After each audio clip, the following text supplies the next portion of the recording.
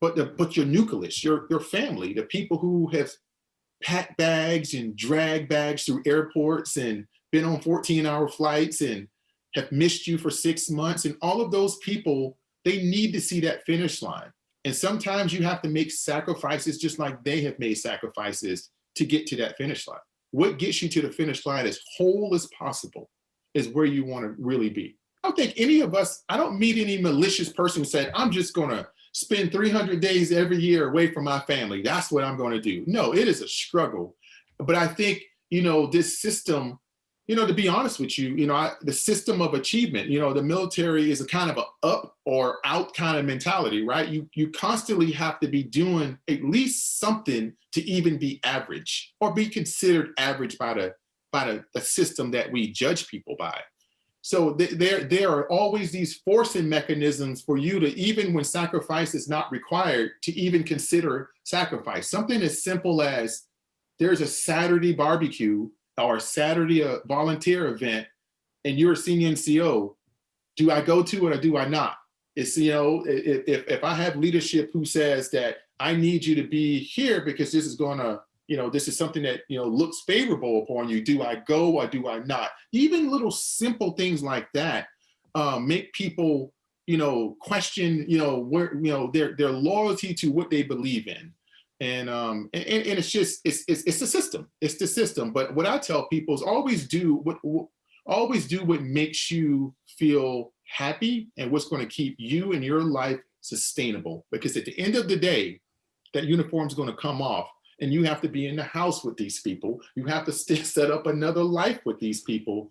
You have to move on from the military with these people. So what you don't want to do is recreate a whole nother way of life that is not something you didn't live for the last 20 years. So if you were just gone sacrificing on Saturdays because you were chasing this thing, now you're home, you're probably going to find something to either replace that with, or you're not going to have any connectiveness with your family to even take advantage of that new time that you have. Wow. That is some really good points. And about your book, by the way, your book blew me away. Your book doesn't even seem like a true story. Like, it seems like a fictional story. You know what I mean? You know what? Writing this book made me, I took a lot, to be honest with Josh, I took a lot out of this book. Wow. I probably took a good 40 pages out of that book.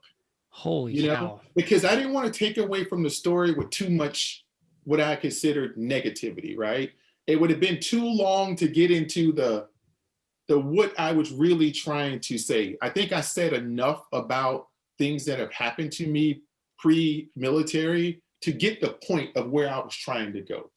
I think if you look at, Todd as a kid growing up to where you ended up is just unbelievable. It's unbelievable that you went from here to here.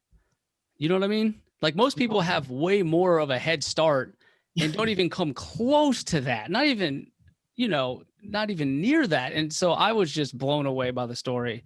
I truly was. And I connected with it on a lot of levels. Like, there was a lot I could relate with. Yeah. Like, I didn't have a poor upbringing. My dad was actually enlisted and retired as a major. He was in the active guard out of Andrews. I grew up in Waldorf, Maryland. Luckily, we didn't have to move around too much with him switching to the guard. But divorce pretty much ripped my family apart and caused me and my siblings to have a lot of neglect and to watch our family go through this turmoil. Like, it gave me a ton of baggage that, hell, I didn't even know I had until I was out in the real world on my own. And yeah, it went kind of south for me my first 6 years in. It wasn't good. It was not good. The fact that I'm here as a master sergeant is the biggest win for me ever, that I'm here today. So, when I read your story, I was really relating with you on that. And then, like, facing mental health struggle, like facing that, really owning that and being able to share that. Like, that's what I'm all about. And the fact that we were kind of entering into this age of, like, that's okay. Like, I'm going to use this last 4 years to make airmen open up and feel as comfortable as possible and show them that, like today, I talked to a counselor, like the BHOP counselors that you can, Oh yeah. Yeah. I talked to one today. Why? Because I don't want to tell my wife all my problems or my dad or my mom. Like there's a certain point where your family can't help you. I mean, they're biased. And so I'm going to use the tools that I have available, which is a BHOP provider who I can call from my office, get stuff off my chest, and get honest feedback from this person. I did that literally today. Yeah, and I applaud you for that, man. I tell you, man, I was at AU, man, and I tell you, I never forget. I tell this story a lot that I walked into see a BHOP, right? I was in there for something completely different, right? And then I filled out the little form basically that says that the form that essentially most of us lie on for majority of our career, where they, when the intake form at the hospital and they tell you how you feeling today from a 1 to 10. I really filled it out correctly that day. I think I put like a 3 on there or something, and have you been having these thoughts and all this stuff? And I filled out correctly. And this day I was in my blues, and I had my my lightweight jacket on. So I had my stripes on my lightweight jacket. So, and my picture is up literally right next to the they probably thought you were like testing them or something. Yeah. So I give him the form, and he looks down at the form, and he looks at me, and he looks down at the form, and he looks at me. He did it like 4 or 5 times. But you know what? I tell that story. Yeah, it's kind of, can be a funny story when I tell it, but I tell a story out of sadness too, because I'm the command chief. I'm the senior most enlisted person on this base. And I have an airman that's just totally in shock that anything would be wrong with me. Right. That's how abnormal it is for someone in that position to admit anything like that, period, dot. And it was embarrassing. And I talked to the BHOP that day in uniform. I went back to the BHOP a couple times in uniform, but that interaction with that A1C really ratcheted up my speaking about mental health. That was probably about a good year before I retired. That really ratcheted it up. Even the first time I went to the BHOP, and I tell this story, and I think she probably was working with the military for she told me 12 or 13 years at this point. And she was with the Navy, she was with the Air Force. And she was looking at my uniform the first time I went and spoke with her. And she was looking at my uniform, and she was looking at my stripes in the star, and she had a rank, the rank chart on her cubicle thing. And she was looking at it, and she looked at my stripes, and I said, what's up? She was like, I've never seen one of those in my office. I've never seen one of those close up. She was talking about my stripes. Wow. Again, I was embarrassed. I was a chief for 7 years. And I'm not saying this is a chief thing. This can be anyone, right? I was just embarrassed for myself that I know I've been in mental health as a chief. I've been in mental health as a senior math sergeant. I've been in mental health as a math sergeant. I've been in mental health as a tech sergeant, a staff, A1. I've been in mental health. I've been seeing a chaplain for about 20 years of my career. For some, I've had anxiety. I've had depression. I've had all of these things. And I have, that things that I still deal with. And I just felt that, when we talk about what's the key to solving mental health, and it's not really, I hate when we use terminology like that, but it's about just what's the key to solving anything. It's about honesty. It's about transparency. And I'm not no hero, because it was a part of my career where I did not talk about this stuff. So what I'm trying to say is, the more we become normalized in this conversation, like, I don't know how many, I grew up as security forces, 20 years. I don't know how many offices I worked in or how many organizations we all work in, and we see the in and out board, and anybody will go to that in and out board in a heartbeat and put, going to the dentist appointment, I'm going to my PHA, I'm going to my physical therapy. I know I've supervised a ton of people, you've supervised a ton of people. How many times your folks come up with no hesitation?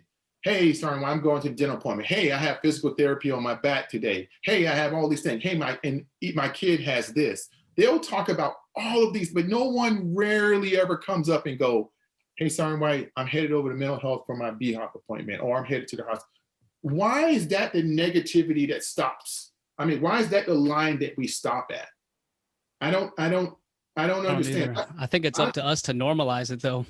Yeah, I've had young airmen come tell me that they were going to get treated for, a STD. I'm just being, just honest. They'll feel comfortable enough to come tell me that but they can't tell me they're going to mental health. Right. No, that you're right. That is a really good point. And I work in public health, so I appreciate that point. So no, and I'm just, you know, I mean, I'm not trying to make a graphic analogy. What I'm trying to say is that's how shameful we have made a conversation that's not shameful. And I know plenty of people who wear chief stripes. I know plenty of people who wear, you know, oak leaf clusters, kernels and stuff, who will do the same thing. But I'm just being real. It's not normalized where it's enough. Right. And it's not because it's not normalized where, because for me, and it's a heavy burden. It's not a burden. It's a heavy thing to carry, right? So if you're going to be in that space and own the things that are going on with you, but you got to be ready that people are going to trust you enough to tell you the things that are going on with them. And what do you do with that, right? So you got to have a little bit of empathetic characteristics to be able to accept the fact that people are everybody around you. There's probably half of those people who are looking for help. They're just doing it in silence. And the minute that they feel like you are the person that they can talk to, you have a responsibility now. And sometimes I think that's the other side of the fear about talking about our own individual problems, is that, hey, how do I deal with this, my own issues, and how do I deal in a position of leadership with other people's issues? Because it's easy to become a checklist person, right? One of my biggest flaws as a leader is because I followed a checklist.